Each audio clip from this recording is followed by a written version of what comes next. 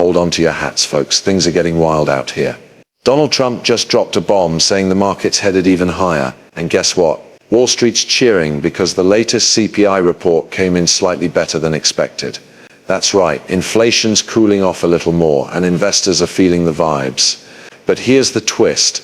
Are the wealthy really starting to dive into crypto like never before? We're going to dig into that too. Oh, and XRP is knocking on the door of a major new level. It's a biggie, so don't go anywhere. Before we jump in, do me a solid, flash that beautiful smile of yours and hit that like button like it owes you money, because likes are free, baby. Now, someone in the comments said they're over the whole holy smokes, it ain't no jokes thing. They suggested maybe switching it up to flippity flap Applejack. So tell me, what's the vibe? Drop your vote in the comments, old school or new twist. Either way, we keep it light, we keep it fun, and we keep it real around here. Let's talk numbers. XRP is currently trading at $2.56, up 0.69%. Nice little climb there. Bitcoin's up by 1.13%, sitting at $103,960, while Ethereum is getting a stronger boost with a nearly 4% rise. This surge follows the release of April's CPI report this morning. The headline inflation dropped to 2.3%, slightly below the expected 2.4%. Meanwhile, core CPI landed at 2.8%, exactly what analysts had forecast. So yeah, it was better, but not mind-blowingly better. That's why the markets didn't throw a party, but they didn't panic either. It's the third month in a row we've seen inflation trending downward, even with global tensions and trade battles in the background. Now zoom out and look at the big picture. The S&P 500 is solidly in the green for the year. After hitting a low in April, it's bounced back more than 1,000 points, sitting close to that 6,000 mark again. It's a massive rebound. And remember when I said this felt a lot like 2018? I wasn't just saying it for fun. I kept thinking about that guy who bought in August, then panicked in December when his portfolio was down 40%. But just like I told him, markets have a way of surprising you, and boom, here we are. For everyone who held on through the storm, congrats. You're back in the green. Switching gears, let's talk about something major brewing in Dubai. The government just partnered with crypto.com to start accepting crypto payments for public services. Yep, you heard that right. Dubai is putting its money and tech where its mouth is. Remember last night's video? New York City said they wanted to be the crypto capital of the world.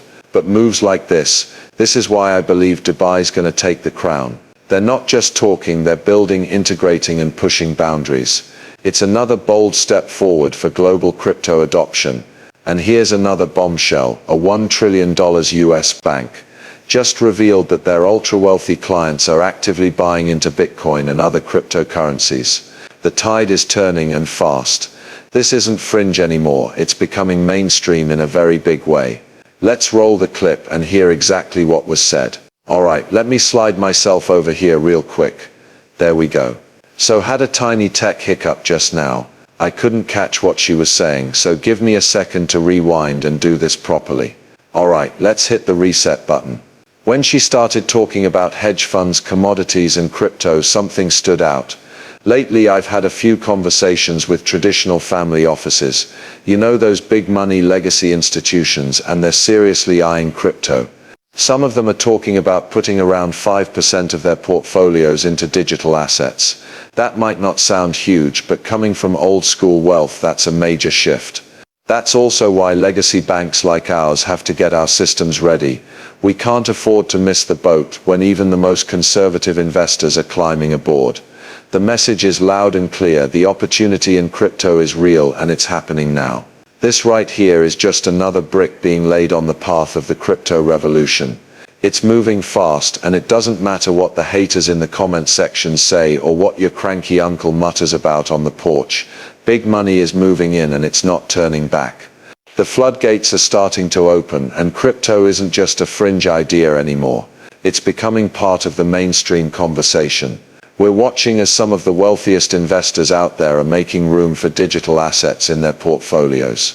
That kind of movement sends a powerful message. It's not if crypto goes big, it's when. Now let's shift gears to XRP, which is on the verge of hitting a pretty wild milestone. 6.5 million total holders.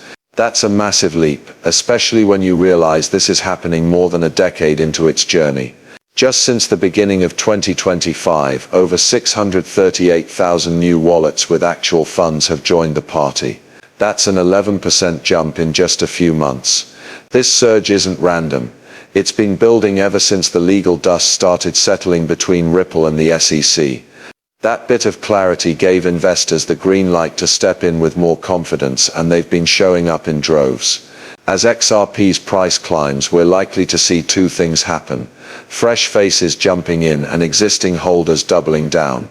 It's a pattern we've seen before. Smaller accounts start growing into mid-size holdings, and brand new wallets pop up as more folks decide to take a shot. The market behavior often follows the price. When things go up, so does attention and participation. All eyes are now on what's next, especially with former President Trump currently in Saudi Arabia. He made a few comments while over there, mostly patting himself on the back, but also reminding people that he told them to buy weeks ago, and let's just say the ones who listened are probably smiling at their portfolios right now. Looks like classic Trump playbook: bold announcements and big talk. He also touched on China during his speech, though the audio was a bit hard to hear. Sorry about that.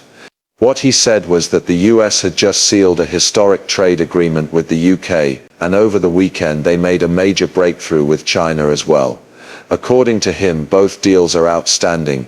China, he said, has agreed to open its markets to the US in a broader way, but as he noted, they still need to hammer out the finer points. He even called on Scott to really focus on locking in those last details.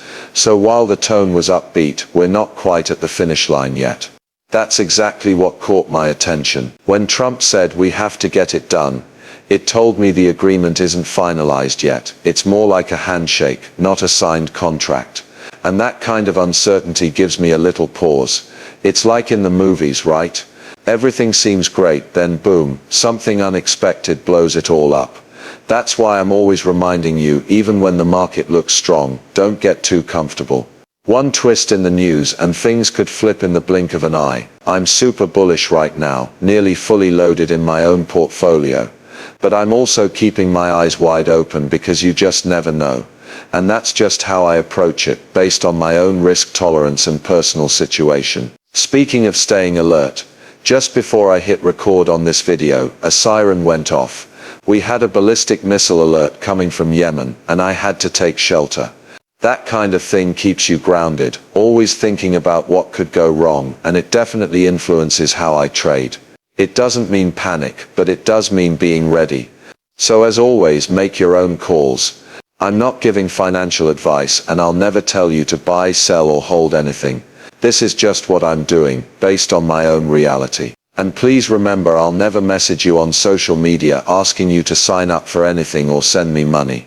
If someone does that, it's a scam. Be smart, be safe. If you're enjoying the content and want to stay updated with all things crypto and XRP, hit that subscribe button and drop a like. It really helps.